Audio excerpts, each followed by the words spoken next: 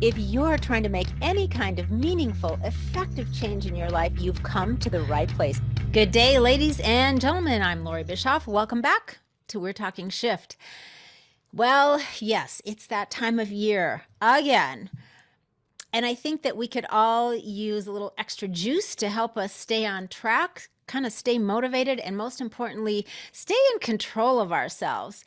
You know, when holiday season is upon us, it's easy to throw all sensible caution to the wind. So we're going to take a look back at some highlights from a few of my favorite podcasts in the hopes that this will give you some extra ammunition to keep you from succumbing to the pull of turning into a holiday junkie. Y'all know what I'm talking about. Too much eating garbage, too much spending, too much trying to be happy in self-sabotaging ways. Just like too much digging deep holes to crawl out of after the party is over. So the first highlight clip is from episode 96 entitled To Be or Not to Be Happy. My former show producer, Christy Olson, joined me on this one, and we talked about happiness causes and effects, how happiness is something that you can learn and practice, the difference between being happy and living in a state of happiness, how to start managing your emotions, getting a grip on your fears, and to stop relying on others to feel good, and a bunch of other good stuff. All right, so here we go. Episode 96. There's a cause and effect thing going on here, and the cause is when you're stuck in a habitual way of thinking. So if you have pretty well got a pattern or a habit of thinking of things, situations, and experiences in a certain way that is negative and disempowering, then the effect of that is going to be that you are going to be experiencing negative emotions, right? You're going to feel sad, or you're going to feel frustrated, or you're going to feel disheartened. So that's the distinction. There is a lot of power that I think people just don't realize or haven't learned how to use within themselves, just simply by shifting their thinking. As you know, I always say that is the antidote to being stuck. So when you are stuck in a state of mind that has you thinking that you are depressed or sad, you actually might be doing yourself a great disservice by not utilizing the very power within yourself to move out of that state. Yeah, and see, that's what really speaks to me so much about what you do, and your advice is that we're really taking it upon ourselves. And once you can acknowledge that responsibility, I think that can kind of pave the way, right? That can be the first step down a journey to being happier and feeling more successful and feeling more fulfilled.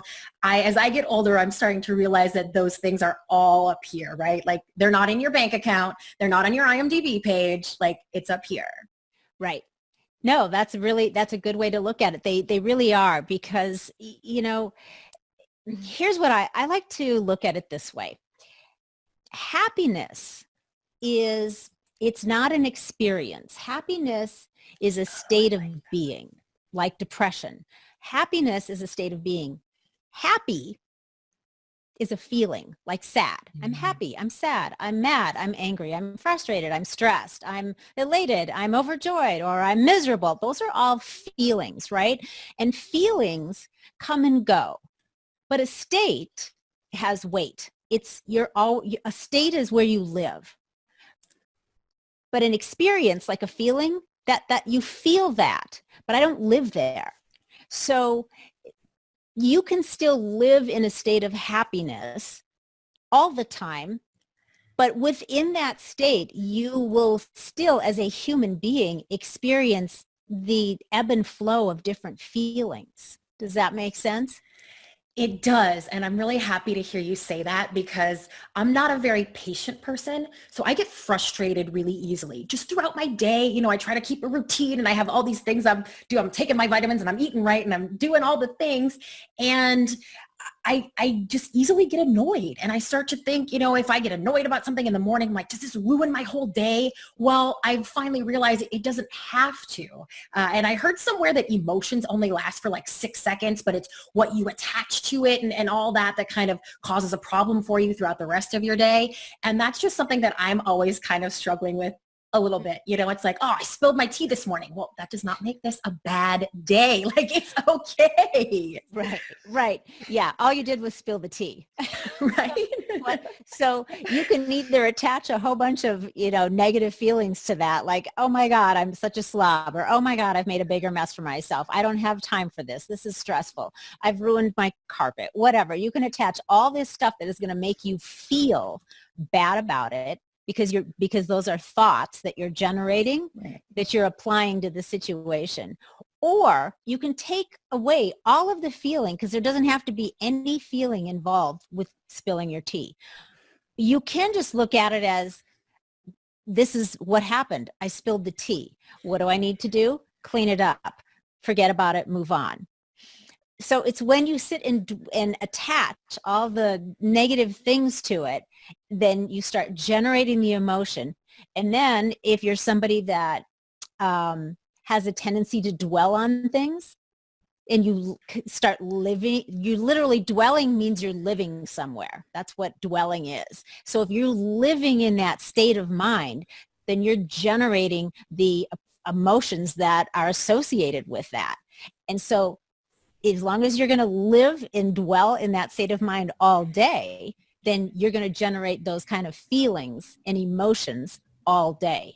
Make sense? That makes so much sense. I would love to be able to just kind of, snap my fingers and be like, okay, shake it off, get out of that. But I'm also someone who just thinks obsessively. The same thought over and over again. Oh my gosh, this happened, or this person said this, they said this, and you hear it over and over in your mind. And how do you kind of just like leapfrog over the situation so you can move on, or like get past those thoughts in your head? I mean, we know that they're not serving us. I know that thinking those things doesn't help me get through my day, but I still cannot help myself. Right. So it takes practice, first of all, because if that's sort of your patterned way of doing things, if that's sort of how you've always been, you have a habit of doing that, of latching onto something, and then you have a hard time letting it go. So now what's happened is you have practiced being that kind of a thinker for your whole life. So now you're really good at it. So right, it's like anything else. The more we practice, the better we get at it. And that not only applies to things that we, skills that we want to have, but it applies to the habits that maybe aren't serving us well anymore, right? So in order to, create new habits, you have to replace the old ones with better ones, with new ones, and then you have to practice them over and over. Now, one of the ways to practice changing your thinking is, first of all, you just have to become aware of what you're doing. So like you said, well, I know I'm aware of it, but I just can't seem to, get myself out of it. But I think if we back it up to the meaning that you're applying to the experience or the situation or the person, if you think about, but what do I want that to mean to me? Because from the meaning comes the conscious thoughts that you're going to start thinking over and over. And then from those thoughts, you're going to generate the emotions. So if you go back it up to the cause, again, cause and effect. So if you back it up to the cause, which is, what meaning have I applied to this? So let's take your example. Somebody said something negative, maybe. They said this and that, and I just can't stop thinking about it. That really, bothers me or whatever. So you've attached a meaning to it that is something that is uncomfortable for you, that you don't like, that you don't want that. You want them to have shown up a different way, to have said something different so that you can feel okay. But that's not reality. This is what and it really bothers me that I can't make other people do and say the right things too. I know, right? I mean, if we could just do that, everything would be fine. Damn. So I think if you've got to really get yourself to be willing to attach a new meaning to the person or the situation, right? You've got to attach a new meaning to it that you can feel more neutral about. Maybe you can't get to the place of feeling good about it, but maybe you can at least level up from a place of negativity and feeling bad about it. Maybe you can just level it up to neutral.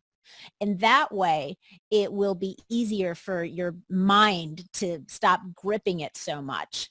You know what I'm saying? So level up to a different meaning. And maybe the meaning is, well, you know what? This person doesn't really know me that well. Or maybe the meaning is, I don't really have to be concerned about what that person thinks, because I know in my heart that that's not true or that that's inaccurate. The people that know me well know that that's not true or that's inaccurate. So really, do I have to feel like this about it? Do I want to give away my whole peace of mind right now for something that really I can't change or undo? Or would I rather just put it in a different place by applying a different meaning to it and move on? Yeah, and that sounds like a big undertaking, of course. And when we're making personal changes, it's going to be. But also in your book, kind of the message was that it's simple, and you can practice happiness. And I know I can practice assigning a new meaning to things like you just explained. But how do we do that? How do we practice being happy until I assume the idea is we practice it so much that we're just all of a sudden really good at being happy, right? Well, yes, it takes a lot of Yeah. practice. That's true. It does take practice. I'm not going to say that it's not maybe going to take some effort and that it might be hard, for some people, but it's not complicated.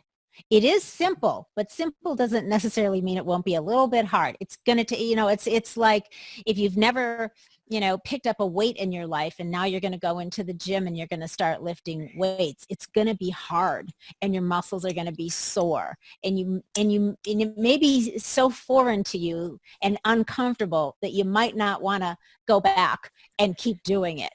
But that if you will go ahead and keep trying, and if you're willing to keep practicing, that you're going to, get past that discomfort and you're going to start to feel better. Just like in the gym, you're going to start to feel better about yourself. You're going to start to get stronger. It's going to start to get easier.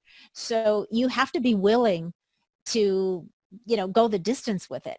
And you know what? If you want more peace of mind, if you want to move into that state of happiness, if that's really important to you, if you prioritize that, then you'll do the work. It's that simple. If you want it badly enough, you'll do it. Like I said, if you want it badly enough, you will find a way to do it. To hear the entire show, once again, go back, check out episode 96. I think you'll find some really good stuff in there. All right, the next clip is from one of my really favorite episodes. My guest was Terry Trespicio. I always have to pause and make sure I say that name right. Trespicio. It's kind of tricky. She is delightful. And we talked about her famous TEDx talk, Stop Searching for Your Passion, which, by the way, has over 7 million views. Ever since the movie The Secret came out in 2006, millions of people have been trying to follow their bliss and find their passion, which is not a bad thing. But as you might imagine, having someone tell you to stop doing that is kind of a controversial subject. But Terry and I talked about, obviously, why you should stop searching for your passion. Passion being the energy that you bring to whatever is in front of you. Why finding success is far more important than pursuing what you feel passionate about. And what we all really want at the end of the day. I don't know. I think that you're really going to love this show. I know that it is counter to what has been trendy for a while now, for the past 14, 15, 16 years. But I think that Terry is so brilliant and she's so funny. I think that you're going to really love the show. I love her take on things, everything that we talked about. And I think you're going to gain some really good insights when you listen to this episode. I know that I did. So anyway, listen to this clip and tell me if you agree. I would love to have you define passion. Like, how do you define it? What is it and what isn't it? I believe passion is the energy, the sort of life force that we're all capable of, that we have all experienced and will experience again. It's that energy and force that you bring to whatever is in front of you. So the idea that, well, I can't do that because I'm not passionate about that, but I can do that. Like, I worked for many years as a copywriter. There's things I want to write about and things I don't. But if I needed money, I could get real passionate about writing about dog food if I needed to. Nothing wrong with that. The passion isn't just what magically turns me on, like I'm a kind of high school locker combination and I need the perfect combination to open me. That is very precious thinking. And if there's anything I really detest, it's precious thinking.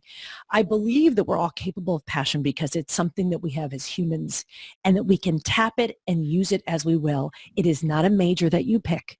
And if you think someone else has to tell you what it is, then it wasn't yours to begin with. I like it. I like it. So why has the idea of just pursue your passion, follow your bliss, why has that just bugged you so much that you literally decided kind of at the last minute to jump on a TEDx stage and talk about Well, actually, what you just said is very interesting. You said, well, you were fired up and so you pitched the idea. No, I wanted to speak for a living. I wanted to do a TED Talk. I did not think I was qualified or that everyone would ever give me that chance. I was wrong. The opportunity came up and a lot of people applied for it. It was literally a month before the event. And he said, do you have it? The organizer said, do you have a TED Talk in you? What are some of the ideas you have? And I pulled it out like a wad of singles and started paging through them. I was like, because I had thought about, I was already in the business of helping people find their messaging, which is what I do for a living. And so I had thought about ideas I liked, ideas I didn't like, and I kept them in my back pocket. I actually pitched him a few ideas. And he liked this one the best. This is a collaboration with a global brand. TED and TEDx is a brand, and it's like being a writer and working with an editor. He collaborated with me. I didn't get on a thing and go, I'm going to give a TED Talk because I'm passionate about this. No, backwards. I had the opportunity to give the talk. He said, what do you got? I go, I got 5, I got a 20, I pulled out a bunch of bills. And I said, I also hate this idea of fate because it makes me think I'm not supposed to do anything because it'll just happen because it's fated. I hate anything that feels precious and sort of weak in my mind. And so I said, how about fate and passion? I pitched a totally different thing. He goes, let's lose this part. Let's just focus on why do you not think it's a good idea to search for your passion? And I didn't know. So I said, I don't know, but I love the idea. So I chewed on it. And he said, come back tomorrow, write a little bit about it and tell me what that would be. I didn't have the last line of that talk, which is a great line. I will say I was very happy with it until the week of the talk. I was writing my way there. I didn't have the answers and go, I have the answer. So now I'm going to go tell the world my answer. I was like, I want to understand this. And I believe this is what makes great talks, what makes great writing. The writer is figuring it out in real time and then refines it for an audience. But I was like, I think I don't like the idea because this, but I didn't know why I thought it. I just said, this bothers me. That is an instigator for me. I like to be annoyed. I like to be irritated. That's where I come up with funny material, funny stories, things I would say. And so when I was like, I hate this idea. I hate mealy-mouthed advice. And this is one of my least favorite. Why? I don't know. Let me figure it out. And that became the talk. But it was like, tick, tick, tick. The talk's in 10 days. You know? Yeah. Okay. So that's like not much pressure, but I love the pressure though. Well, you must, because you knocked it out of the park. I mean, you nailed it. And it sounds like, all of that stuff is so interesting, but you had this thing that you said was just annoying you and it was really bugging you. And then you got really curious though about it. And I think that's so important, is that, a lot of times we might have something that that is, not sitting well with us, or we're annoyed or we're irritated, but we often don't bother to stop and ask ourselves the quality questions and get curious enough Yes. about it to figure out what is it about this thing or this person or this topic that is making you so, annoyed. You might And say, you might stop at mad. You might go, I'm mad, and then you stop talking about it. And as a coach, you know that the magic is in when you like reveal, dig into it and find out that's where the magic is. That's where new ideas come from. right. So interesting. Okay. So what is the dangerous idea around following your passion? The dangerous idea is that it is a way to delay. That, and look, I was like very much delaying my joining of the adult world right after college. I was terrified. I just didn't think I would fit anywhere. I didn't think anyone would want me. And I hung on because no job, well, that won't be right. And then I'll be stuck and I'll be right. And there was that terrible fear. I was just riddled with anxiety. And really, anything you do will be better than doing nothing. But we can be stalled like that at any point in our lives. And so if you allow yourself to get stalled, this kind of self-help idea of like, oh, well, I'll just find what I'm passionate about. Here's the thing. If everyone knew exactly what they're passionate about and just went for it, then my TED Talk, no one can. Maybe she's wrong. Everyone's very busy following their passion. Some people are, but then why are so many people going, And I have to think that it's that we have so many options and so many things that we love and could love that we feel that we are about to make a mistake and pick the wrong one. And that kind of thinking, I really detest advice that sounds free. Oh, just follow your passion, just do that. But then inside you're going, but I'm the jerk that doesn't know. And then I feel worse about myself. Yeah. Because look, I always have loved to write. I've loved to write my whole life. Sure, I'm passionate about writing. But I came out of school, I was like, I don't know. I don't know how to apply. I don't know how to be a writer. I don't know I was too afraid. It didn't help that I liked to do a thing. Yeah. Yeah. That's so interesting too. Couple of things about that, because one, there are a lot of people, whether it's because you're kind of new into adult world or because you went from being a young person to maybe being a classic example is you went, into being, in partnership with somebody, a marriage, perhaps family. And then that phase, that season ends. And then you come into, then you have, the ability again to maybe put a lot of focus on something other than that. And then you have a lot of people going, well, I don't know. I've been doing that role, right? Roles for so long. I have no idea what I am passionate about. They don't even know, and they're not even sure where to begin. So that's one thing that is that I think is really interesting to dive into. The other thing is the whole follow your passion. It's almost like though the part of the sentence that got forgotten was, but don't quit your day job. Right? Yes. Your passion is not the benevolent rich uncle who owes you a living and security. Yes, we do not quit day jobs. We do not.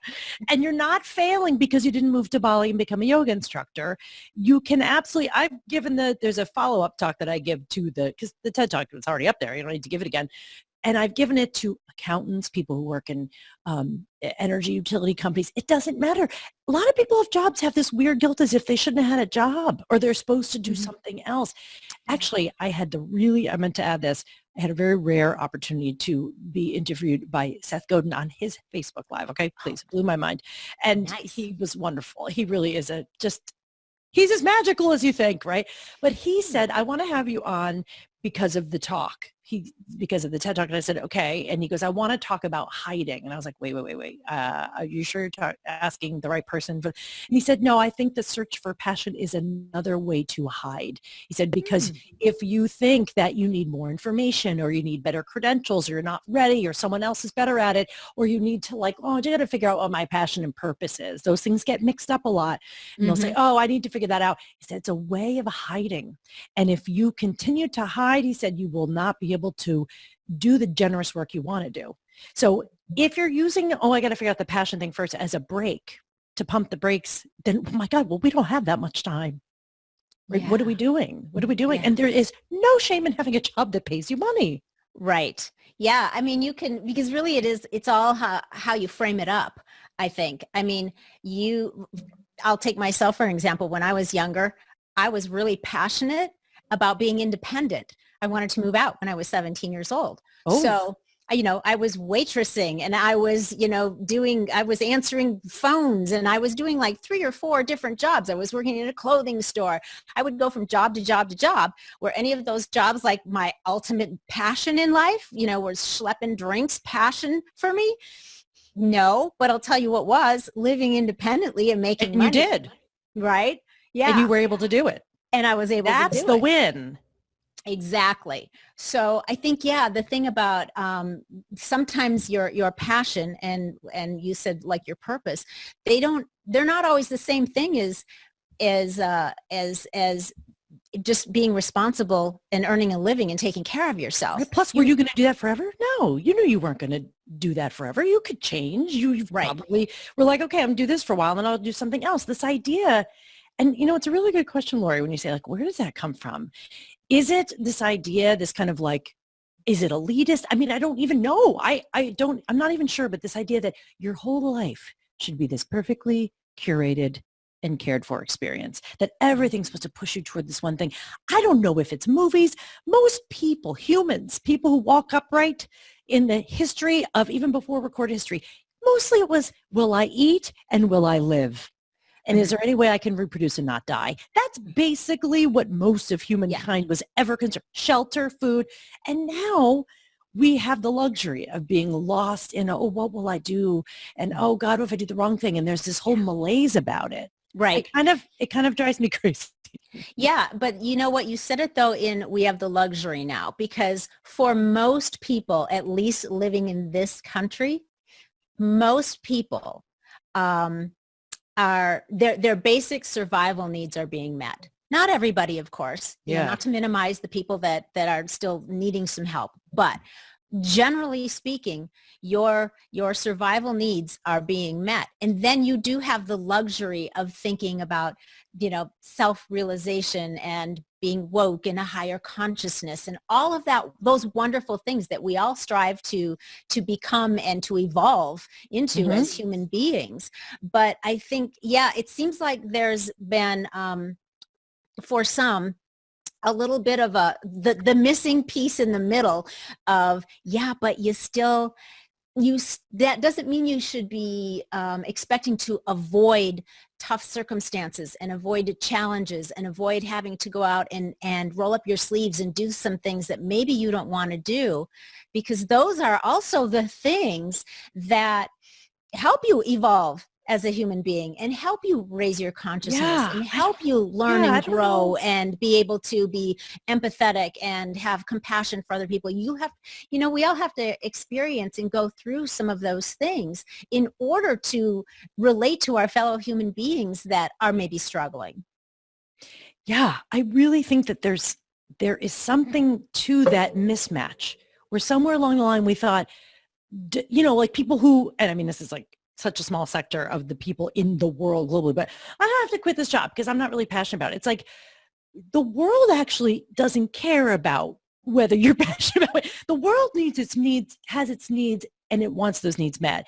How you find ways to serve those needs in a way that makes you feel good. Of course, I want people to do what they feel strong at and feel great at and be able to do it. But even when you're doing something that feels tailor-made for you, there's a lot of parts of that work that aren't fun. I think for one that work is easy and people are hard. And that working and dealing with people on anything like, oh, I just wish I worked for myself because I wouldn't have a boss. No. You're going to have 20 bosses. One boss is maybe bad enough. Now you're going to owe things to lots of people. There's never a time where you're like, well, then I'll be free to do this. And it's like, yes, we do have incredible freedom and varying levels of freedom, depending on where you grew up, who you are, what privileges you've been given. We know this. But the idea that somehow, oh, it wasn't engaging enough for me. Well, the world is not entertainment. So I don't know. And look, I've had it easy. I'm not even saying like I toiled and look, you interviewed Neil Donald Walsh. That man was on the street, living on the street, asking for money and barely getting by. I have never been in that situation. And so there's a range of experiences. Right. But I think Right. it's wrong to hold ourselves to some ideal that we were supposed to be doing something different, glamorous. I don't know what it is. Yeah. And I think that, depending on your attitude about whatever you're doing, I mean, really, I could be doing the dishes, which I do every day. It's very therapeutic because, it doesn't matter if I'm taking out the trash or doing the dishes or, in the past when I was, working till 4 a.m, serving drinks to drunks. I mean, whatever.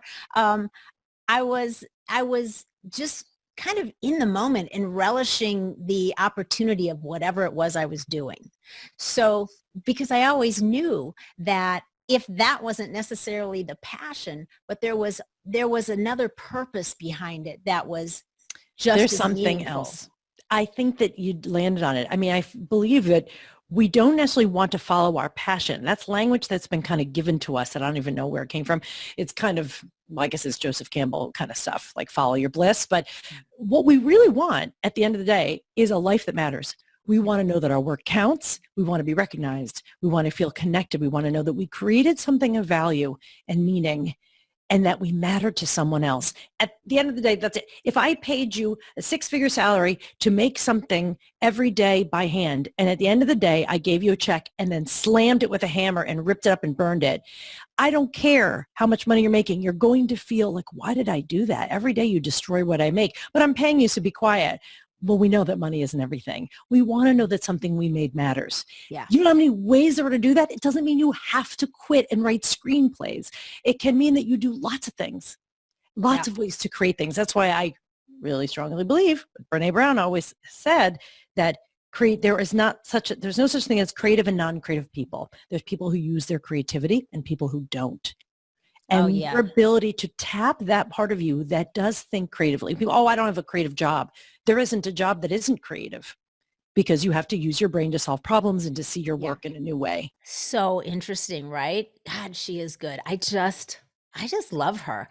And since Terry made reference to Neil Donald Walsh, I will just tell you now that he will be coming back to We're Talking Shift in a few weeks. And we're going to talk about his new book called The God Solution. So stay tuned for that. Okay, on to the next highlight. This clip is from episode 113 when I was talking about a new kind of greed. This is, well, it's probably an especially good time of year to dive back into this episode because, like we said earlier, for many, all bets are off when it comes to health maintenance. Healthy routines, they just seem to like fly out the window, many never to return or seen again. All right, so in this episode, we dive into the ultimate form of wealth, what's really, really important for you to get very greedy about, why you should decide now how old you want to live to be. A lot of people never even think about it. And how to be the master of aging rather than at the mercy of it. Here's the highlight clip. Here's the thing. One of the things that I'm super greedy about this, and I've talked about this before, not on our podcast though, on a couple of others. And I was like, we really need to dive into this here on We're Talking Shift. One of the things that I'm super, super greedy about, and it does not compromise or come at the expense of anybody else. And I think it's something that everyone should be greedy about, and that is our health. I'm super greedy about having a massive abundance or come at the expense of anybody else. And I think it's something that everyone should be greedy about, and that is our health. I'm super greedy about having a massive abundance of optimal health. And I think what's great about having greed for that, to the drive to amass a lot of optimal health, is that not only does it come at nobody else's expense, no one else is compromised by that greed and that drive and that hunger, but it's actually the opposite. Other people benefit from it. You know what I'm saying? Yeah, that makes a lot of sense. If I'm healthy, so as a mother, even though my kids are grown now, but let's just say I have young kids at home like a lot of people do. If I'm healthy, if I have a partner, I am better equipped to do everything I need to do in that relationship and in the family and taking care of, my kids and whatever else I'm doing in life. I can do all of it better at my best. Right?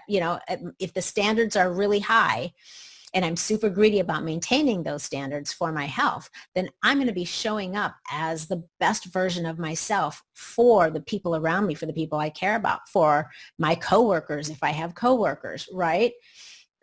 Yeah, this makes me think of your client, Josh, who I had an opportunity to speak with about the work that you've done with him as a coach. Yeah. And one of the things he said that stood out most to me was that, he's the dad in the house. He has a great family and a marriage. And he said, now that dad is happy, the whole house is happy. Now that dad is healthy, the whole house is healthy. And that he has kind of, set these new kind of goals for the family's health and wealth and thriving, and that it really has just trickled on to everyone. It really, online and kind of everyone. He inspired me even.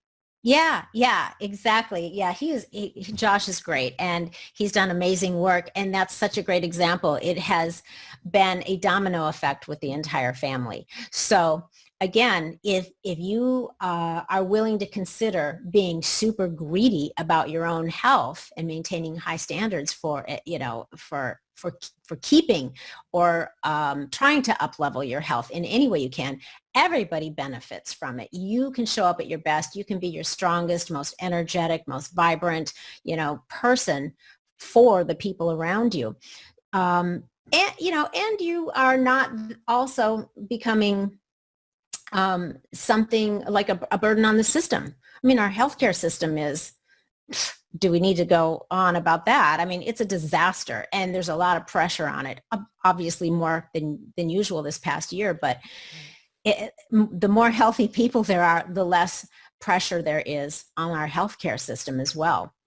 I have been cultivating excellent health for a long time. It's just been my passion for my whole adult life. I was always an active young person, an active kid, and then I've just always maintained that, that drive. And as I've gotten older, it's ramped up for obvious reasons, because the last thing you want to do is start backsliding. You don't want to have this like artificial peak in your head of, oh, now I'm, at this stage of my life, or I'm at this age, and here's how my parents and my grandparents looked. And then it was all like, it's starting to go downhill from there. Like, no. So the passion has actually keeps ramping up to make sure that my momentum doesn't start going that, the wrong way. We don't want to start backsliding, deteriorating, as much as we can help it. There's that makeup commercial with the very mature model. And she says, they say at a certain age, you just stop caring about the way you look. And she's like, I don't know what age that is. But, buy this great face cream or whatever it is. Yeah. So I suppose it's an individual thing, but, who doesn't want to look and feel their best no matter how old they are? Yeah. I mean, I think, that's, everybody wants that. And that's what we're going to talk about.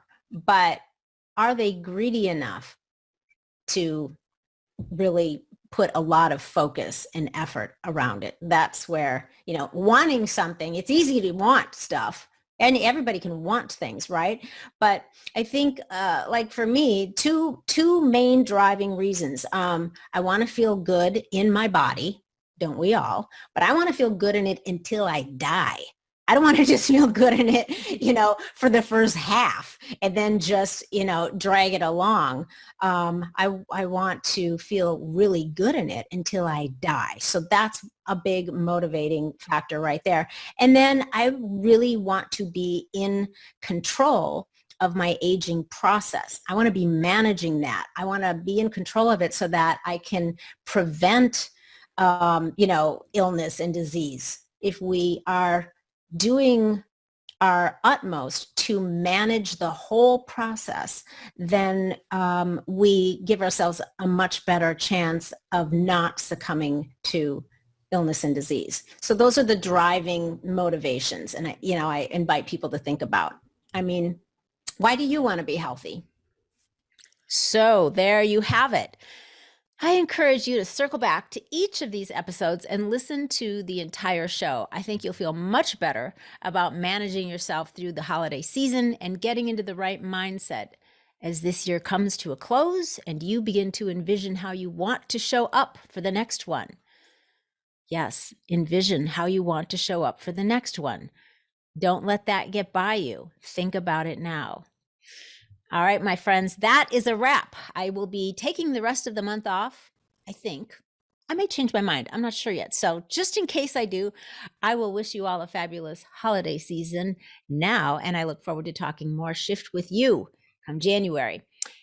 Meanwhile, if you would like some help getting unstuck or up-leveling any aspect of your life, head on over to loreebischoff.com to learn what private coaching with me is all about. You can contact me right through the website and I will get back to you right away and we will find out what's up for you. Make sure to subscribe if you haven't already. Share the show and spread this good shift around. And you would be giving me a wonderful gift by leaving me a 5-star rating and a review, because your reviews inspire other people to listen to all of the great shift being shared here. So I will thank you in advance. Until next week, stay feisty, my friends. Stay greedy and stay healthy and go make some epic shift happen in your lives. You too, Gary Vee.